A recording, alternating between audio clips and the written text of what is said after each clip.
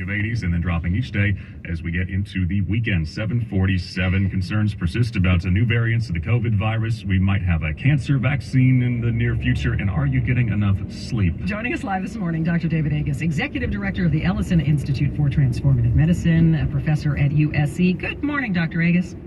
Good morning. How much sleep did you get last night? Not enough. That was my answer earlier, yeah. Right? So there's a study out, and we've been talking a lot about it this morning because we're all fascinated by sleep here as we work early mornings. And it basically said if you don't get enough sleep, you are at risk of a whole bunch of chronic conditions or death. 5 hours or less, that's a bad thing. You want to sleep at least 7 hours. We all kind of get 5 hours or less, so we're, looking at certain death at this point sooner than we would like. It's a very confusing field. And when you look at the data, the most important thing is regularity. Go to bed at the same time, get up the same time. Then your body will start to adjust. And if you're sleeping 5 hours instead of 7 hours, you're going to have more REM sleep percentage-wise and more deep sleep percentage-wise. So as long as you're regular, your body will adjust. You're not going to fall apart. The key thing is to try to get that regularity every day of the week, including the weekend. Napping is fine as long as it's regular. Europe, they close the shops every day at 4 o'clock, and they nap this every time, every day. So again, the key is that regularity. If you nap today, tomorrow in the afternoon, your body thinks you're going to nap, and it changes all its hormones expecting to nap. You don't. That's a lot of stress on the body. The key is that regularity. All right, we're going to survive. Thank you. You'll be fine. Don't worry about it. Sure. There's a lot of talk about... I didn't say that. I didn't say that at all. Thanks for that. A lot of talk about long COVID, but Mike, I know you had some questions on that. I want you to ask. Yeah, so we had this story out the other day about, this drug that might help in an anti-inflammatory capacity, but someone in the comment section said, I've got long COVID, and I don't know what to say to my doctor because they don't believe me. So there's probably somebody else out there listening right now who's saying the same thing. Talk to your doctor about if you think that, something's going on. Yeah, so it's difficult, right? There's no blood test for long COVID. There's no way to quantify it, to measure it. And that makes it very difficult, especially the conversations, when the side effects of long COVID many times are the same as just cold, as fatigue, all of those, sometimes much more, but the same concepts. Ultimately, on the fatigue side and the inability to think clearly. What we know about long COVID is there is no treatment as of present. Time is the great treatment here. Is that 30-40% of people who get the booster have significant improvements in long COVID. I think that's really, really important. That boosted immunity helps your body get over long COVID 30-40% of the time, and that is the best data we have at the present. You are Dr. Agus, and there are reports out that a cancer vaccine could be widely available before 2030. What's your take on that? And also, there are a lot of different forms of cancer. So is it just one cancer or is it all cancer? Well, I think what they're referring to was a comment that the CEO of Moderna made, or CEO of BioNTech made. And, when you give immunotherapy, that is blocking the ET signal, allowing your own body to attack the cancer, it works. But what happens over time is what it's attacking. And so using an RNA vaccine to be able to actually give you the target, and then when you attack the target of the RNA vaccine, you attack the cancer, is what's referring to. And there's some data early in lung cancer that showed that that may be beneficial. So it's a long ways away, and I think it's going to be very interesting. It's going to happen cancer by cancer.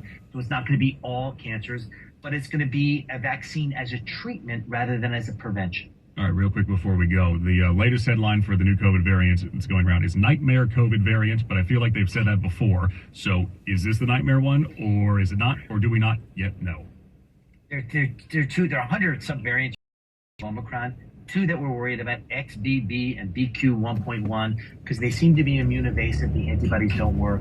They're certainly not calamitous. By all inclination, the new booster gives significant protection against serious illness from them. So while we're paying attention at the present time. What XBB? They always roll right off the tongue, yeah. What was that? It makes us sound smart. The more complex they are, it makes us seem intellectual. Dr. David Agus, Executive Director of the Ellison Institute for Transformative Medicine, U.S. Thanks. 7:51, your money, Steve Potisk. Well, Uber has been testing ads in its ride-hailing app since last year. Now the company is creating a division that's focused entirely on getting more money from marketers. It's rolling out sponsored listings on app and something it's calling Journey ads, which run on ads for rideshare users while they wait for their ride and during the trip. Now, even as the maker of Tide laundry detergent and Pampers diapers hikes prices, customers are still buying. Procter & Gamble has posted sales for the latest quarter that beat estimates. Shares are rising now about 3%. The rest of Wall Street mixing things up. The Dow is positive 35 points. NASDAQ, though, down 33. Now the S&P gives back just about 9 points.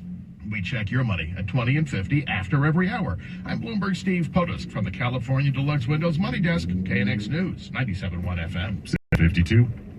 The voices you trust are on LA's Morning News. It's not just reading the news. It's telling people this impacts you. I have kids that go to school here. Around town, I take the bus sometimes. I go to restaurants. And I think about that as I'm gathering news, how that matters to people. Hear Vicki Moore on LA's Morning News. Weekdays on KNX News, 97.1 FM. Every year, we say really rest and eat healthier. It's hard for us, but for dogs, not so much. Dogs are up at dawn, run for fun, sleep like champs, and they love eating fresh, healthy food every single meal. Your dog another healthy habit. Real, fresh food from the Farmer's Dog. Get 50% off box at thefarmersdog.com/radio. Let's begin your reading. I sense you want out of a relationship. Yes, with my big name wireless carrier. That's why I switched to Xfinity Mobile. Save you hundreds a year on your wireless bill. I definitely foresaw all this. Start seeing savings today. Switch to the fastest mobile service, Xfinity Mobile. Now with the best price on 2 lines of unlimited, just $30 a line per month. Xfinity Internet required. Price comparison for 2 unlimited lines under available 5-year pricing plans of top 3 carriers. Taxes and fees extra. Reduced speeds up to 20 gigabytes of usage per line. Comcast analysis of mobile Wi-Fi and cellular data from Ookla Speed Test Intelligence Q2 2022. I'm Jack Myers, host of the Legends and Leaders podcast at Media Village. The one constant truth leaders share is the importance of a diverse workforce.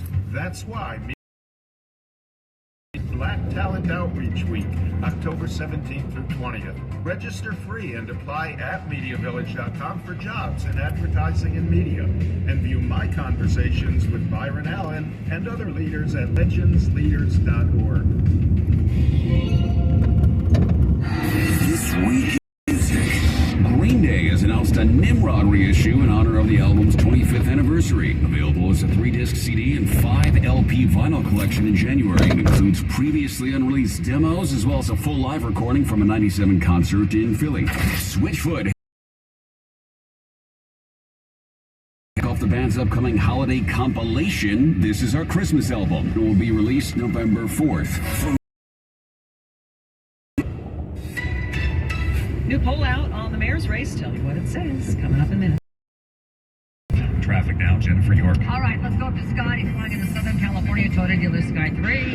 Okay, we came back down the Hollywood Freeway, and they still have the Highland off-ramp, the 101 southbound shut down. It was shut down yesterday, too, in the morning. I don't know what they're doing there. Maybe some kind of landscaping work, but on the 170 southbound, starting at Victor Boulevard, heading down through the Cuenca Pass. You get a little improvement. Looks like it slows again a little before Vermont, heading down toward the 4-level energy. Actually, I was told, Sky, that it was like a power pole they were working on, or some kind of pole work. Horrible drive there. Oh. And I'm looking at Laurel. It's not great. Not great. I know it looks okay up to about Ventura Boulevard, then it's kind of slow south of Moore Park, heading into the canyon. Valley Vista gets heavy, but boy, doggone good. Southbound 405, not good. From Nordoff all the way to this drive. We got a Sigler for the northbound side of the 405. A screwball, right lane block. There was some kind of debris in the roadway that caused tons of flat tires. I was told up to 40 cars at one point this morning, so they got that right lane block. They're trying to figure out what that is. Got a westbound 101 Reseda crash there. The 3 left lanes are blocked. It's a sig alert. And as you can imagine, the westbound 101 is blocked up all the way to the 170 split, and the eastbound side is slow from Winnetka, heading all the way over to the 170. Our next stop before is at 805 from the Putty Hill Sunday 24-hour traffic center. A little warmer today, so again, 70s, 80s, and 90s, but we're done with it. After this, once we get to tomorrow, we'll start to drop, but still plenty of 80s, and then down each day as we go into the weekend. We might even pick up some showers, just light stuff, for Saturday. We're checking on City Hall. If any business is being conducted, they're going to have a virtual meeting again today. More on that. There was a deadly fire this morning at Sullivan and Magnolia, one of those apartment buildings there.